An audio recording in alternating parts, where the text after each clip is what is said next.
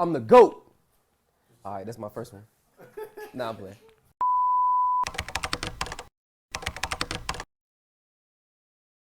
Gucci Mane once said, please don't get lost in the sauce. Cause a loss is a loss, but a boss still a boss. HD bling on me, Southside uptown put wings on me. OG tax on me, shit. Glad I got racks on me. Before Bush had natural disaster and television had caught Kanye giving them backlash for the black African mishappening. Before skinny jeans was happening, before Obama picked the cabinet. Put them back round my necklace, working till I can't sleep no more. But that money just worth my stress. I bet you knew that, though. I bet you knew that. Can't catch this wave, can't catch this wave. Now with your do-rag on. My name's Translee, rap artist out of the United States. Originally from, born in Albany, Georgia, raised in Huntsville, Alabama, and then now I live in Atlanta, Georgia, where music is booming, especially Southern music. And I'm just one of those artists that's carving out my own niche and speaking the truth. A lot of people don't really do that, and I think I do that to the best of my ability. So I think that's what got me here, for sure. Man, growing up in the South, I feel like it's like no other coast because we just, over history, the people in the South had to bear a lot more pain, especially black people, had to bear a lot more of the pain because it was treacherous, you know, in the South. In the North, it was a lot of free people in there. So just coming from that area, being, knowing that my parents and grandparents and great-grandparents were fully in it, like that pain just oozes out of me. And I think it translates well into music. And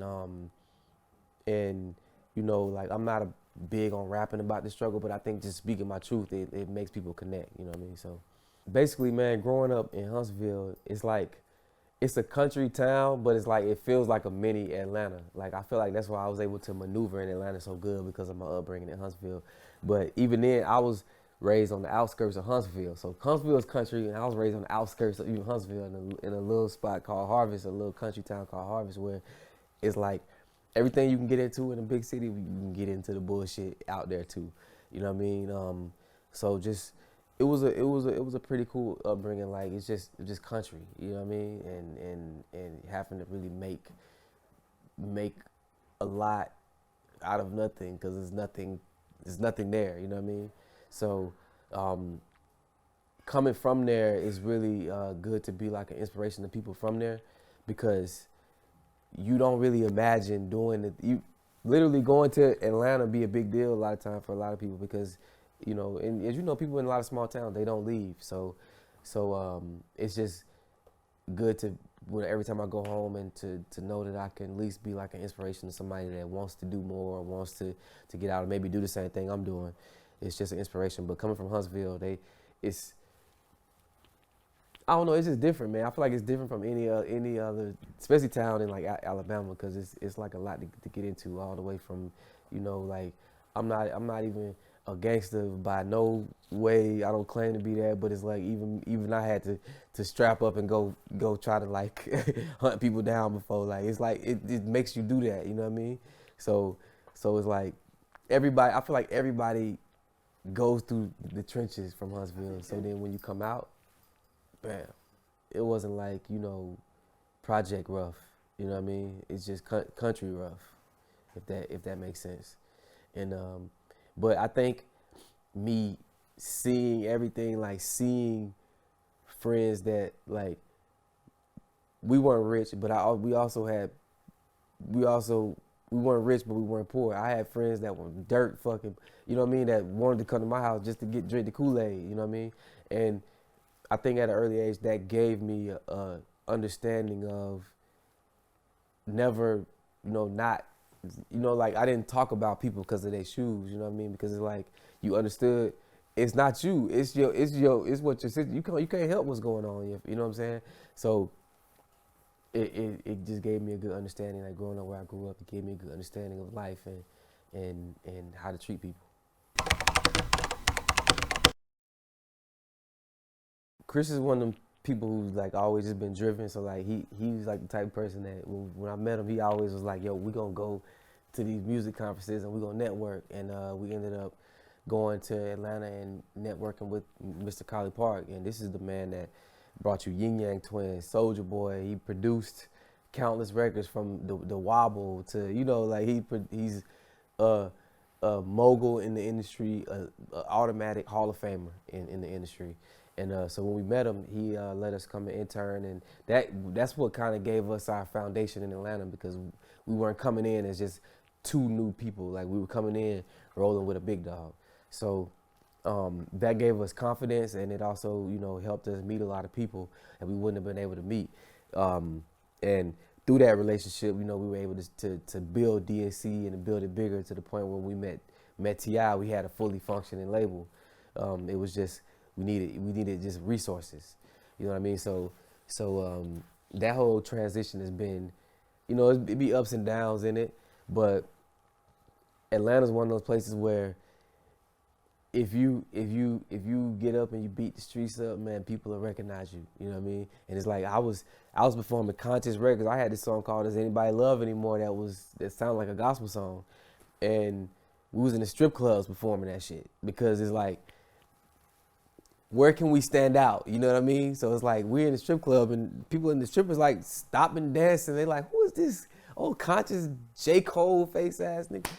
You know what I'm saying? But what that did was it made them remember me. You know what I mean? And when they see me again, it's like, oh, there go bruh.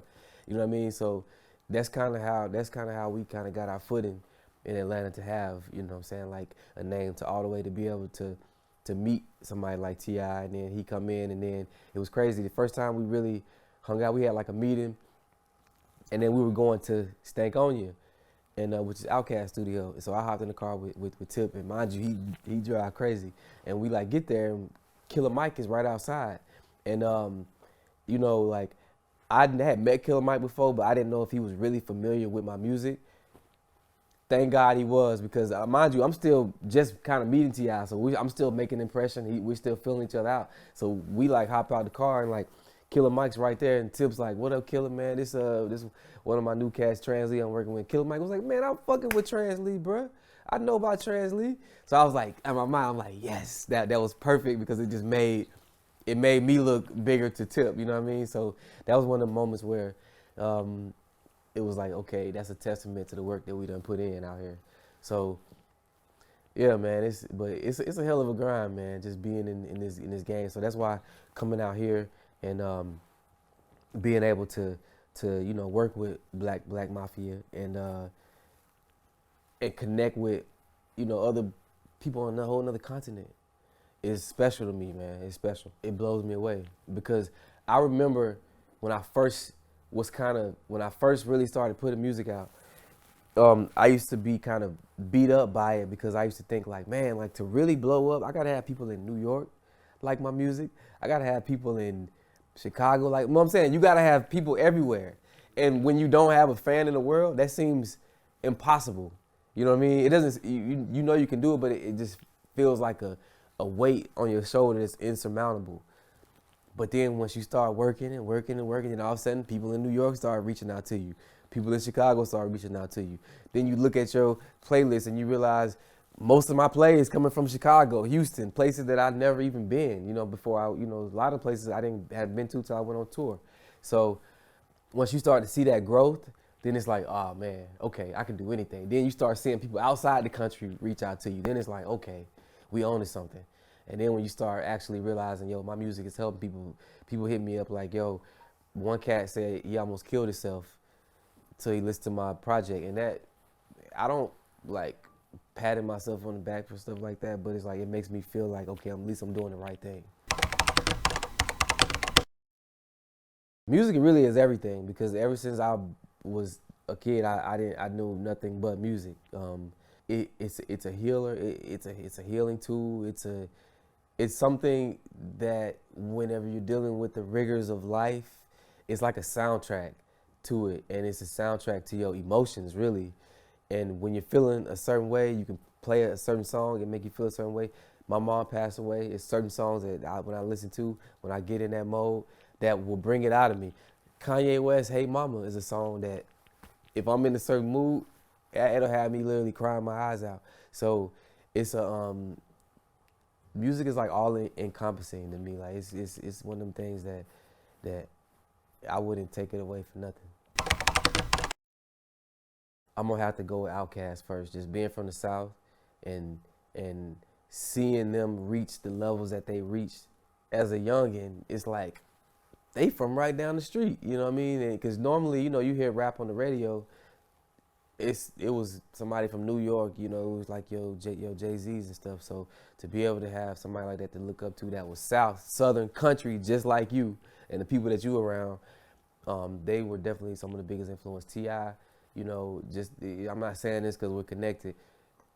I'm a T.I. fan, you know what I mean? Jeezy was definitely, we were big on Jeezy. Gucci Mane was big on Gucci Mane. I say Gucci Mane, the lyrics, a lot of my songs. I sprinkle a lot of Gucci stuff in there too. So, coming up in the South and Southern music, man, you can't help but to be inspired. Screw music, Houston, DJ Screw, there was a point where, I'm talking about the Mike Jones all the way up through, like Houston had a whole era where, it was all about Screw music and stuff like that. So, man, coming out of the South, you can't help but to be influenced. Like, it's so much of an influence where we ain't even care what's going on the West Coast. We don't care what's going on in New York. A lot of that stuff was lame to us because we like, man, this is what we listen to the people we sound like, you know what I mean? So that's one of the big things about coming out of the South is we got that cockiness, like we ride to our own. I can't complain about the state of rap music if I'm not being the change, you know what I mean? So that's what I want to inspire people through that way and just, use this as avenues into other things too, because a beautiful thing about music is the fact that everybody loves it.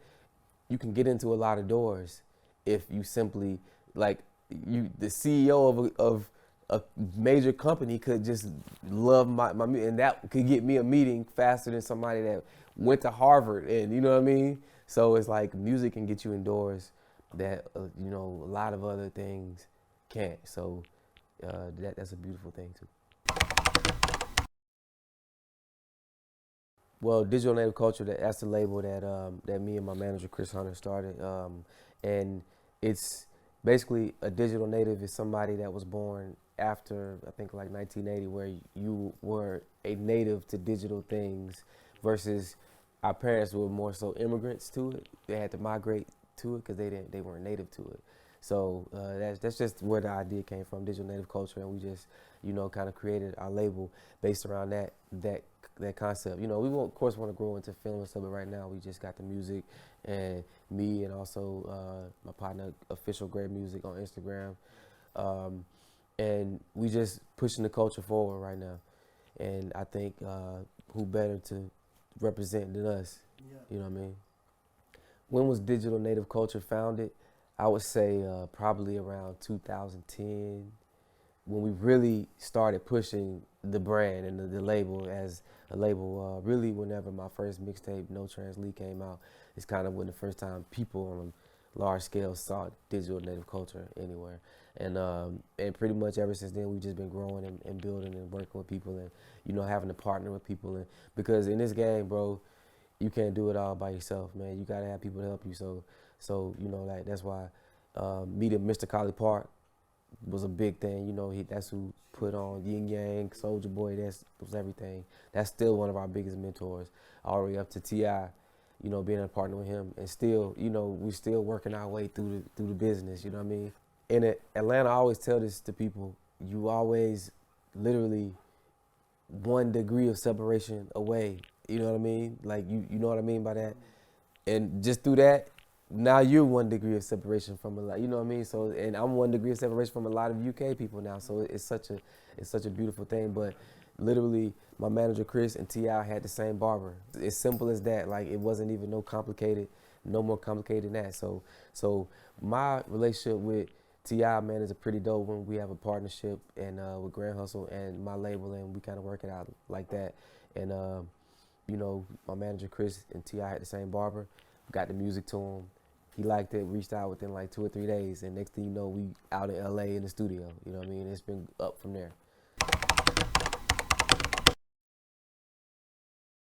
It wasn't even like just like an organized process. Like it wasn't like I sat down, came up with the name, and then like I had a lot of the records just kind of, that I had done and worked on. But I'm a big documentary junkie, and like I said, like I studied the '60s heavy, and there's a specific state in the states, Mississippi, which is actually where Big Crit is from. Back in the '60s, it was the worst. That was the worst state to be in, Mississippi. They were the most racist in my eyes and in the country's eyes. And so, black people made up 50% of the population in the '60s in Mississippi, but they only made up like 7% of the voting population because they were too scared to go vote. Because if you go vote, you might lose your job. If you go vote, they might burn your house down. They didn't give a fuck. You know what I mean? So basically what the rest of the country started doing was saying, hey, all this stuff is going on in Mississippi. Let's send black and white college students from the north on buses down to Mississippi, go to the black neighborhoods, teach the black people how to register to vote, what to do. But the thing about it, the whites in Mississippi were so racist that when those buses were getting to Mississippi, they would block them off, take them off the bus, beat their ass, bomb the bus, smoke the bus out. Like it didn't matter what. Like, and the police were behind it. Like the Klan would meet the bus, and the police would purposely fall behind 15, 20 minutes just so the Klan could get there, do what they was gonna do, and then the police would show up 15 minutes late and nobody get arrested because the Klan would be gone by the time. They knew when they was coming, you know what I mean? So they was all in cahoots. And what ended up happening was, I don't want to be too long-winded, but what ended up happening was one bus came down, and it was a 2 white kids and a black kid. They got killed in Mississippi by the Klan or by the police. It was, we still don't know exactly, but that's what made the country be like, oh, they that racist? They killing white kids too? Like, oh no. So that brought Martin Luther King, that brought the president, that brought everything. But what made those kids get on that bus and go to Mississippi knowing that they might get killed? The only thing they said that comforted them on the way down was music. They sung to each other. When they got to Mississippi and got locked up, they would split the boys and the girls on 2 different sides of the jail. And the only way they knew they was good, the girls would sing. And the boys down the hall would be like, okay, the girls are good. And like they would sing back and forth. So music is what got them through that. And they called that summer Freedom Summer whenever the kids got killed, and it was a big deal. The country, basically laser focused in on Mississippi. And then that kind of broke open, it like made them change all type of voting legislation, and it opened up, to where it is more closer to where it is today, where everybody can vote and feel safe to vote. So when I heard about that Freedom Summer, I was like, yo, music is has been such a key in all aspects of life, even in. I was like, I want to name my album Freedom Summer to commemorate that summer, not to water down what they went through, but music helped us get through what we going through now, you know what I mean? So that process, and then like the records just kind of like came together. Like we didn't even have to, it's like God just was like, yo, this is, and then Amari Hardwick, we met Amari, and he just kind of came in and helped us glue it together, you know what I mean? It was like with some of his poems and just sayings and stuff. So in reference to the features on Freedom Summer, Amari Hardwick is one of them, and it's crazy because one of my people on my management team, Darius, he reached out to him, and over time of hitting him up, Amari finally like, all right, I'm gonna check Translee music out, and he finally did, and he loved it, and me and him got on the phone and probably talked for like 2 hours the first time that we got to talk, and just talking about the business and just coming up in it. And then Peace Homie, the record that he did, I sent it to him. He did that before we even met. He sent it back. Like, I got an email like, yo, O did his verse already, or his did spoken word already. I'm like, what? Got it, loved it, hit him up like, yo, when you coming to the A, we gotta do some more work. And then he ended up shooting a movie in Atlanta like maybe like a month later, and we like literally after he got off set, he came to our studio and we recorded like for like 5 days straight. So like we got several records together. It was amazing, man, because I had the record produced by the Officials. So getting in the studio with T.I. for Catch This Wave was a big deal for me, because like I said, I was sitting on the record and I had part of it done. So I pulled up on him at the studio, and him and his engineer Elliot, shout out Elliot, and I went in there, did my verse, did the hook, did the part. Well, because he did part of the hook too. So like I had what I had, and then he was like, okay, well, I'll just fill in. there was like a screen on the wall, like a little video screen that showed showed in the studio, like showed the outside. Like I was in the booth, but I could still look on the screen and see them out in the area. So I'm like laying my verse down, and when I finish, I look at the screen and see Tip out there. Like he's like, oh, damn, he ripped it. Like I could tell he's like kind of celebrating. So I'm like, okay, that's fire. So then I look out there, and he's writing. So he started writing his verse, and I'm like, okay. I done got the king to like slow down and write a verse, like really like write, because I think he be coming off the dome a lot. So that was like a big honor for me, man. And we sat on the record for a while and decided to go ahead and run it as a single. And we shot the video, we recreated Coming to America. And yeah. London is an amazing city. It's been cold and rainy the whole time, but I feel like every time I've ever seen London on TV or in a movie or something, it's always been like real gray outside, you know what I mean? So I never really expected it to be like sunny California or anything, but you know, it's kind of cold, but the vibe, the culture, the music is amazing. A lot of this music we've never heard before. A lot of the music from over here doesn't get to the States. I don't know why, but it just doesn't get there. Maybe we're like so stuck on ourselves we don't even think, or like you said, the accents, but I like it. It's something different to me. Like I've been listening, you've been putting me on all these new singles, new songs, and I'm like, what? Like people would love this over there. You know what I mean? So I definitely got my set of songs, about 4 or 5 songs that I'm taking back to the crib and I'm gonna put people on. When we came to Atlanta, we was working with Mr. Collie Park. So, you know, there's the Collie Park days and there's the T.I. days, and then there's the in-between days where we still had Collie Park, but like we had creative differences, and you know, he felt like, you know, he had done what he could do for us. So in the meantime, between time, you know, doing anything to survive, like there were times where I didn't even have a place to lay my head at, you know what I mean? But I'm on Instagram, people hit me up like, man, I'm so proud of what you're doing, everything you're doing. I want to get to where you're at. And I literally don't even have a place to lay my head. But that's a part of the grind. I saw L.A. Reid, he did an interview where he was talking about how he was homeless too, but he was like, it was purposely homeless because he's like, I could have went and got a job and that took away all my time, so I got a roof over my head, but what I was working for was more important than going and taking my time away from that. So I purposely was home. I purposely slept on people's couches. I purposely had to do these things to get to where I knew I was going. And a lot of people, they're not willing to stick that through. You know what I mean? And you know how they say it takes 10,000 hours or 10 years to be an overnight success. That's the truth. When you look at somebody like 2 Chainz, whose career revitalized at almost 40, you know what I mean?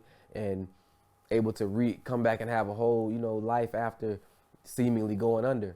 So, you know, this game is a marathon. Shout out to Nipsey Hussle. This game is really a marathon. It's not really a sprint. If you sprint and you get there too fast, I don't want it. I don't really want it that way because, like I said, you don't build that following. It's like the whole time, even whenever we were struggling, and not to say that we don't still struggle. We're not, you know, like it's ups and downs in this thing still, because you may put all your eggs into a basket thinking it's going, and then you got to regroup, you know what I mean? Like, just because I work with T.I. don't mean he wake up every day like, yo, how much money you need? You know what I mean? So like, it's not that type of situation. So we still have to figure it all out all the time. We always have to figure it out.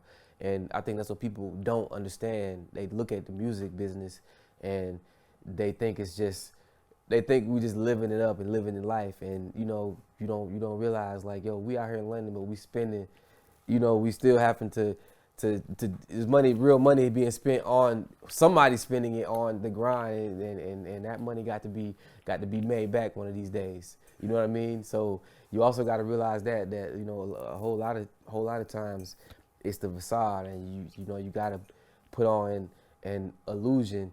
But thankfully, artists like myself, I don't rap about all the fancy, like this watch ain't even on, bro. Like, you know what I mean?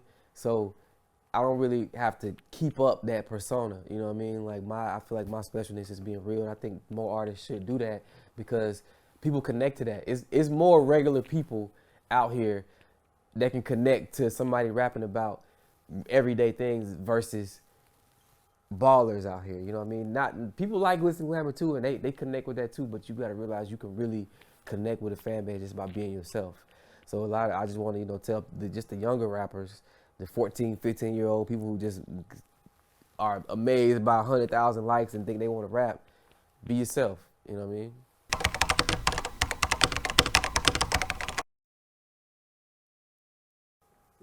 You definitely see the difference. Like you see the response when you like, for instance, the record Brief. It's a more that I put out. It's a more up tempo, less content, and there's content that's dope in there. It's crazy because if you realize I abbreviated everything to make everything brief in the verses, so everything is ABC. Everything is an acronym, but people ain't catch that.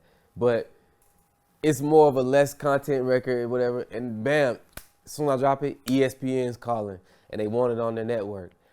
Versus, you got Catch This Wave, but it's like Catch This Wave. I'm over here talking about Marcus Garvey, Nat Turner. They're like, we ain't gonna have that shit on our network. You know what I mean?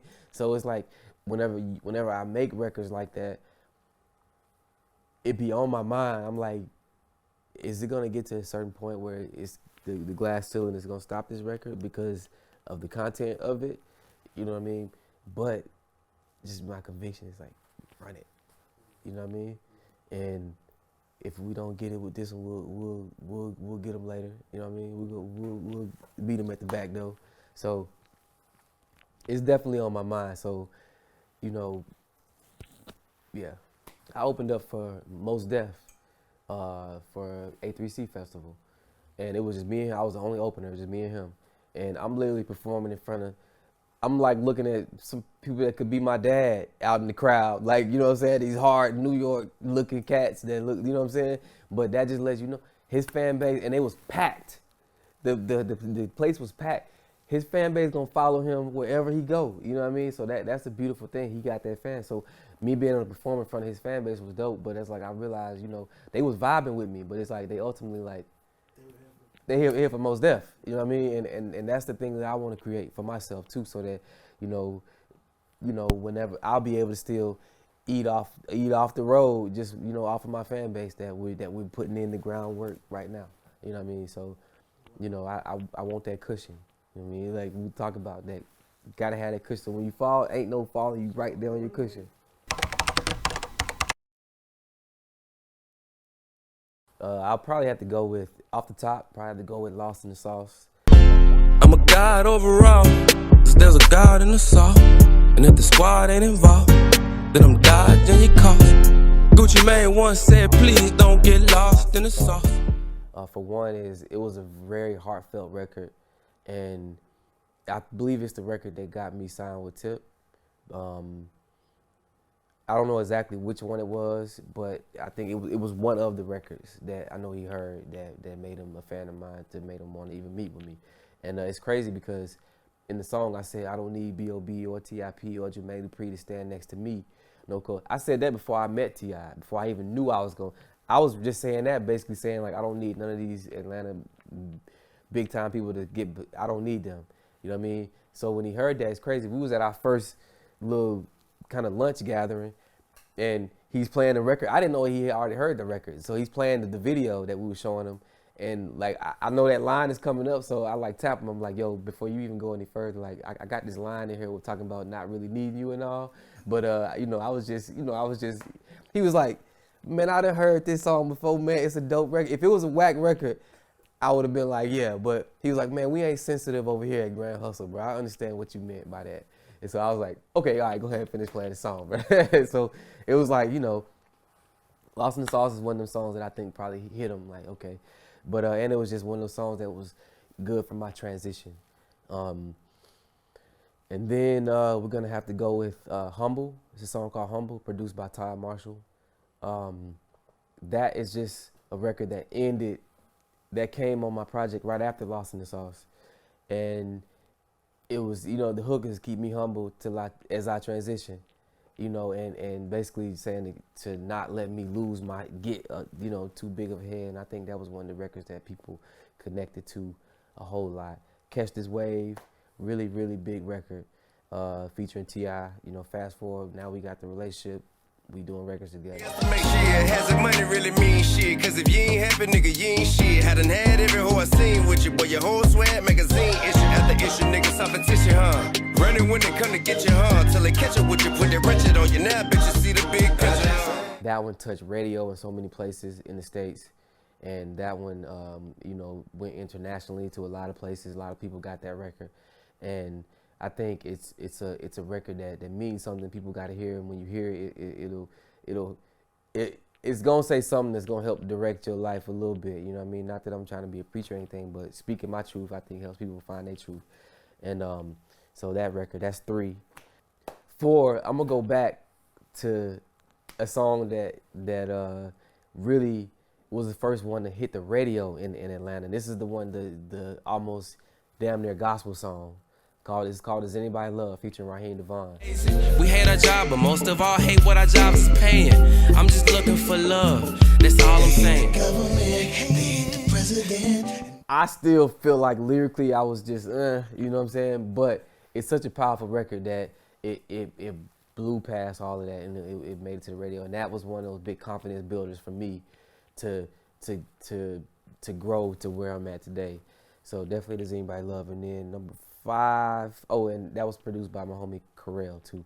Number 5, we're gonna go with Come Clean. Yeah, they ain't understand my dream at first, all now they see why I had to be so distant and why I missed last Christmas and phone calls went missing. Do I have your forgiveness? I'm still your baby. I'm still your baby. Yeah. I sanitize my hands, I'm gon' come clean. Fresh out the wash, come clean. Shut down the shop, come clean. Come Clean is just one of those, it's real gospel inspired. It's actually like the Arkansas Mass Choir or something. And I just feel like I spoke an incredible truth on that record too. Man, just a lot more music. Me and Amari are trying to put together a couple movie scripts, which is big for me. We actually have a whole one done, and we've been kind of like, you know, sending it to a few people and, you know, just kind of testing the waters and making changes and stuff like that. So look forward to that, you know. And this is a different world for me, so, you know, I'm still getting my feet wet. But yeah, that also, me and Gray, like I said, we're gonna do a tour top of the year. I don't know when this is gonna come out, but definitely look for more tours, just more traveling, more coming back to London. I think this is a city where I think I'll be received well. It's just you got to come out here and rock with people. My future goals just in life, outside of music, man, is to be able to just influence the culture in a positive way. Not say everyone got to take my beliefs, but I think love is the way at the end of the day. So anything that pushes love and impacts love, I think I'm gonna be for it. And I want to use my voice because once somebody becomes, I guess, a listener or a fan of you, they'll take to what you say, like, or they'll at least consider it. You know what I mean? And I don't take that lightly. So whenever I speak on things, you know, I want it to mean something. So, you know, I want to watch what I say and then, you know, be able to go into that and be able to go into film. Like I said, me and Amari working on films, and also to grow with Gray, also with the whole plant-based dripping thing. That's something that I think is gonna be, it's gonna be over here and in y'all faces real soon. So definitely, like, whatever I can do to give ideas and lend a hand to that growing and being you know, fully manifested. And then I also want to, you know, take my shot at, you know, still getting into the NBA, because I'm a really good basketball player. So, you know, maybe if I work out for about a year straight, you know, I might be able to jump in the league or something like that. So, you know, maybe we'll be able to do that one day. And then we run it for president. Art of War, I tried to end it and started more. Shawty Raw, how she vegan around me, a carnivore. And CNN thinks I'll get shot at the corner store. Guess how the love, it really ended with Carter 4. Black and white is over, it's green, my nigga. It's time to move way beyond race. I mean, they putting the military in space. I mean, Facebook collecting way more than your face. I mean, I'm going for the big chips with the dip. Yeah, big chip on my shoulder till I win the chip. I had the 96 Impala black with the chip. That mind your business tent from All About the Benjamins. You might recall it. Shh, these schemes get diabolic. I heard your team was buying followers. Karma be trying all of us. No Scientologist, God play calling all of this.